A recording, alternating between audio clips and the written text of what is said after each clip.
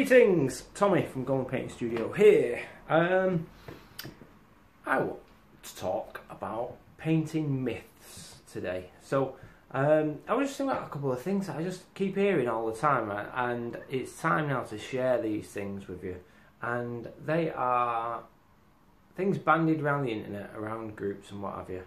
I'm going to get through a couple of them today. There's quite a list, and I just thought, you know, people need to understand a little bit deeper about these things. So here we go. Painting myths. First on the list, and in no particular order, by the way, these are just whatever as they came to my mind. First on the list, non-metal metallics is not a technique. Alright, I hear it said all the time, your non-met technique is amazing, or your non-met technique is bad, is good. This painter's technique, we know that's no. Non-metal metallics is a result of technique. Alright, now there are different styles of non-metal metallics, which is what people really are referring to when they talk about your non-met technique. And it's the result, and the style is a result of your technique.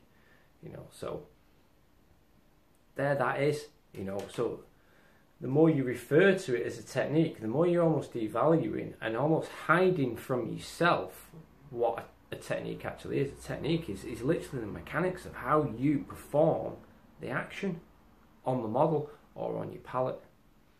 Okay, so that's number one. Next, on the subject of palettes, you need a wet palette. No, you don't. You don't need a wet palette. What you need is to understand how to use a palette, whether it's wet or dry. Preferably what you need to do is understand both, and then you can make a very deliberate and informed opinion on which one is best for the task at hand. Yeah. Once you're educated in those things, yeah, just the facts of how things work, not the opinions on what some guy says you need, yeah, then you're going to make a better series of choices when it comes to what's best for your project and what's best for the objective of the model. So there you go. You do not need a wet palette. Okay, what you need is education in how to use a palette and how to manage your paint on the palette. Yeah. Okay. Next one. One brand of paint is better than another brand of paint. I would say brands of paint are like the kind of like palettes. It's not like one brand is better than the other. Different brands of paint and different types of paint within a brand have different properties. Do you as a painter, do I as a painter, understand what those properties are in a factual way? And do I understand how to use them and how to get the best out of them? And where and when is best to use them? And where and when is best to get the most out of them? Not one brand is better than the other. Okay? Now we all might have our favourite painters and favourite recommendations from those painters.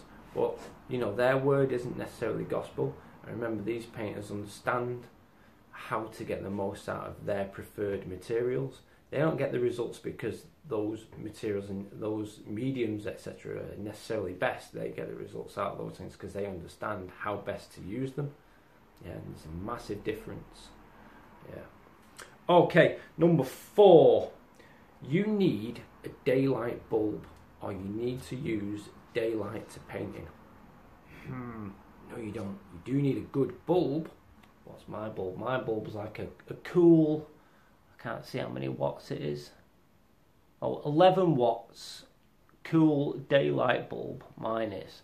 Now, I've used all types of bulbs. Some daylight bulbs, some not so daylight bulbs. I would say this though, a cool bulb, not a warm bulb, is essential. So why do I say daylight bulbs are not essential? Well, because I've used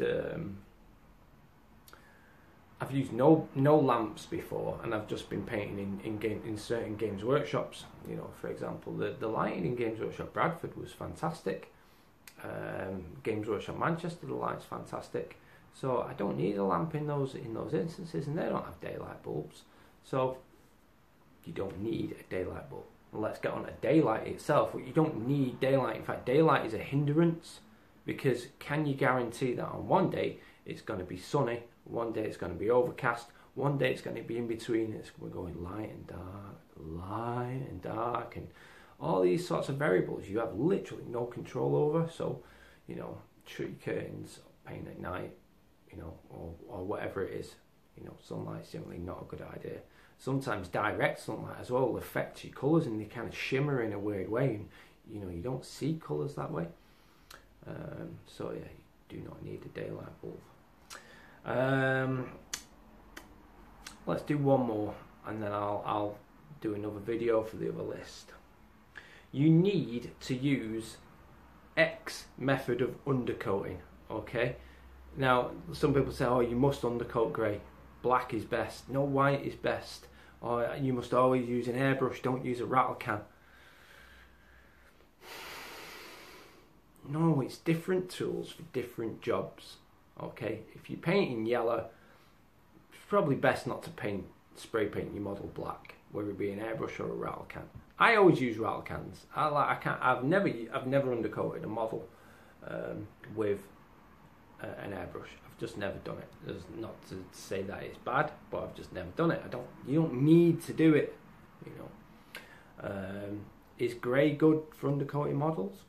I don't know. It might be. It all depends on your objective. I personally almost always go black, whether I'm painting lighter models or darker models, and I don't really have a problem with me vibrancy in colour. So you know, it's not like you have to go white for painting vibrant and bright colours. You don't have to. What you need to do is, again, educate yourself and bring your skill level up, or as I like to call it, bring your awareness and choice up, and then your skill will improve. Okay, so there you go.